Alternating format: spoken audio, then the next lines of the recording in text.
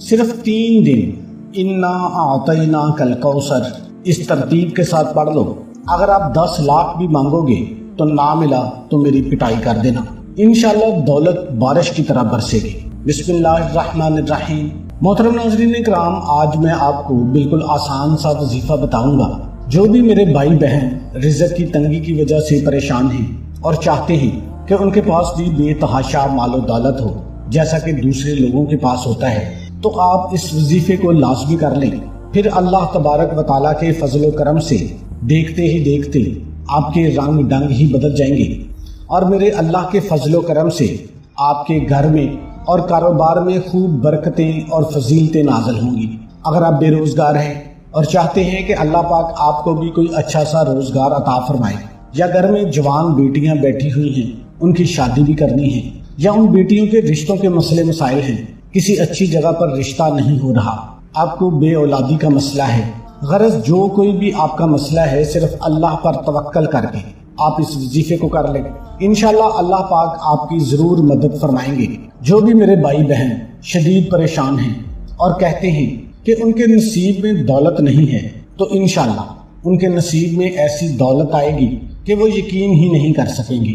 یہ بہت ہی مجرب، مستند اور آزمودہ وظیفہ ہے۔ یہ وظیفہ آپ کو لاکھوں کروڑوں کا مالک بنا دے گا۔ آپ بڑی توجہ اور احتیاط سے اس وظیفے کو ایک بار سمجھ لیں۔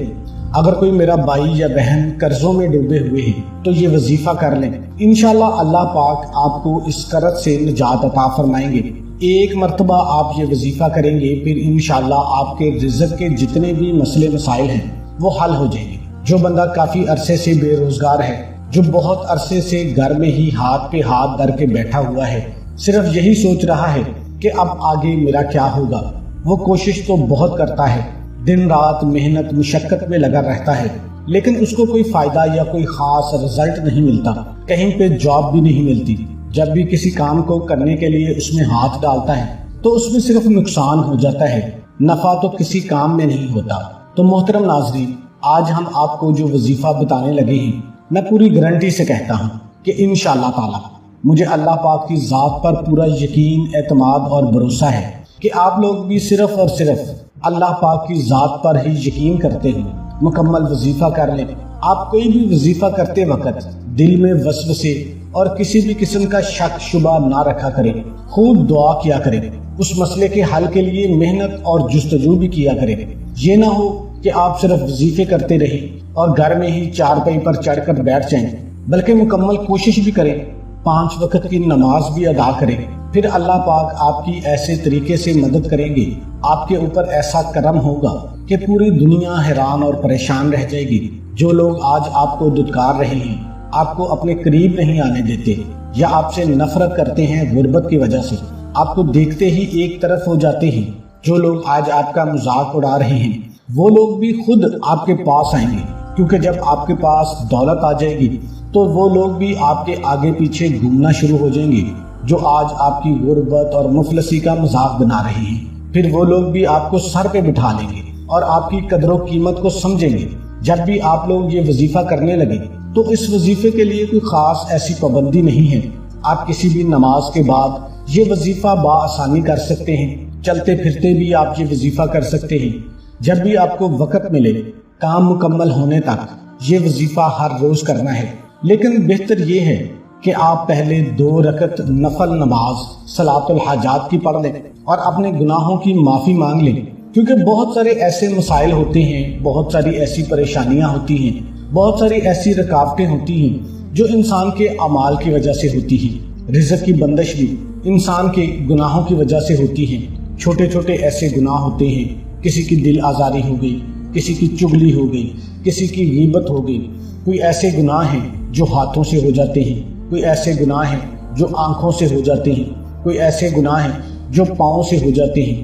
تو صلاۃ الحاجات پڑھ کے آپ نے سچے دل کے ساتھ اللہ پاک سے معافی مانگنی ہے، پھر اس کے بعد یہ وظیفہ کرنا ہے۔ اور صلاۃ الحاجات آپ نے اس ٹائم پہ پڑھنی ہے جو نماز کا ٹائم ہوگا۔ جو مکروہ اوقات ہیں ان اوقات میں آپ نے یہ وظیفہ نہیں کرنا۔ انسان کو اپنی زندگی میں مشکل اور آسانیاں دونوں قسم کے حالات کا سامنا ہوتا ہے، کبھی معاشی خوشحالی، خوشگوار گھریلو زندگی، تندرستی، مقاصد میں کامیابی اور اولاد کی فرما برداری جیسی سینکڑوں خوشیاں اس کی زندگی میں بہار بن کر داخل ہوتی ہیں، اور کبھی حالات ایسا پلٹا کھاتے ہیں کہ مالی تنگ دستی ہوتی ہے، گھریلو ناچاکی ہوتی ہے، امتحان میں ناکامی ہوتی ہے، دفتری پریشانیاں ہوتی ہیں، بیماریاں ہوتی ہیں، خاندانی دشمنی ہوتی ہیں، بے اولادی جیسے مسائل ہوتی ہیں، کاروباری پیچیدگیاں آ جاتی ہیں، تو اس سے زندگی ویران ہو جاتی ہے۔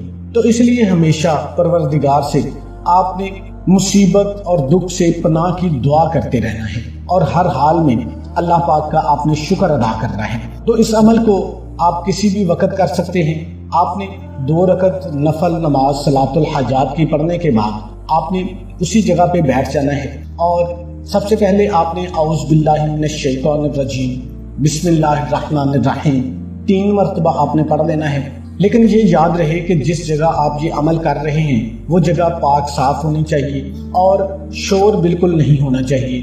آپ نے مکمل یکسوئی کے ساتھ اس عمل کو کرنا ہے، اور اس عمل کی میرے ان تمام بہن بھائیوں کو اجازت ہے جو ویڈیو کو مکمل دیکھیں گے۔ اگر آپ ویڈیو کو سکپ کر کے دیکھ رہے ہیں اور اس وظیفے کو کرنا چاہتے ہیں تو ایک دفعہ ویڈیو کو مکمل دیکھ لیں اور کمنٹ سیکشن میں اپنا نام لکھ دیں اور ایک اچھا سا لائک کر دیں۔ ہمارا رپلائی آپ کو آئے یا نہ آئے، آپ کو اس وظیفے کی اجازت ہو جائے گی۔ آپ نے سب سے پہلے اعوذ باللہ اور بسم اللہ پڑھنے کے بعد درود شریف پڑھ لینا ہے۔ اللہم صلی علی محمد وعلی آل محمد کما صلیت علی ابراہیم وعلی آل ابراہیم انک حمید مجید۔ اللہم بارک علی محمد وعلی آل محمد کما بارکت علی ابراہیم وعلی آل ابراہیم انک حمید مجید۔ آپ درود ابراہیمی پڑھ لیں یا چھوٹے سے چھوٹا درود صلی اللہ علیہ وآلہ وسلم پڑھ لیں۔ اس کے بعد آپ نے اللہ پاک کے یہ مبارک نام ہے یا اللہ، یا رحمان، یا رحیم، یا ذوالجلال والاکرام، یا اللہ، یا رحمان، یا رحیم، یا ذوالجلال والاکرام۔ آپ نے اسی ترتیب کے ساتھ پڑھنا ہے۔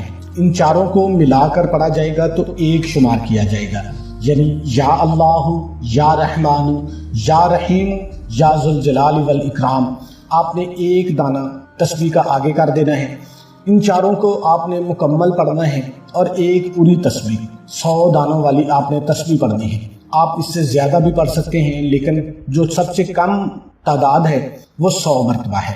اس کے بعد آپ نے 100 مرتبہ استغفر اللہ کی تسبیح کر لینی ہے۔ استغفر اللہ کی تسبیح کرنے کے بعد آپ نے صرف 41 مرتبہ سورہ کوثر پڑھنی ہے۔ انا اعطیناک الکوثر فصلی لربک وانحر ان شانئک ھو الابتر۔ آپ نے اپنے مقصد کو ذہن میں رکھتے ہوئے مکمل یکسوئی کے ساتھ، یقین کے ساتھ آپ نے اس عمل کو کرنا ہے۔ اس کے بعد آپ نے درود شریف پڑھ کے آپ نے اللہ کے حضور دعا مانگنی ہے، اپنی تمام حاجتوں کے لیے، مرادوں کے لیے، بیماریوں کے لیے، تکلیفوں کے لیے، قرضوں کے لیے۔ اللہ پاک سے رو رو کر، گڑ گڑا کر دعا مانگیے۔ جو بھی آپ کی حاجات ہیں آپ اللہ پاک سے مانگ لیں۔ اس وقت آپ کے اوپر اللہ کی ایسی کرم نوازیاں ہوں گی کہ آپ جو مانگو گے، جو جائز آپ کا مقصد ہوگا، وہ اللہ کے حکم سے پورا ہو جائے گا۔ یہ ایسے پاورفل الفاظ ہیں جس کی وجہ سے اللہ پاک کی خاص رحمت جوش میں آ جاتی ہے۔ اللہ پاک کے بابرکت نام پڑھنے سے، سورہ کوثر پڑھنے سے، اور درود شریف آپ نے اول آخر جب پڑھ لینا ہے، اس کے بعد آپ نے ہاتھ اٹھا کے جو بھی آپ کی حاجت ہے وہ اللہ پاک سے مانگنا شروع کر دیجئے۔ گڑ گڑا کر مانگیے، بیکاری بن کر مانگیے، انشاءاللہ آپ کو ضرور عطا ہوگا۔ کوئی بھی وظیفہ آپ کرتے ہیں تو جب تک آپ نماز نہیں پڑھتے آپ کا کوئی بھی وظیفہ اثر نہیں کرے گا۔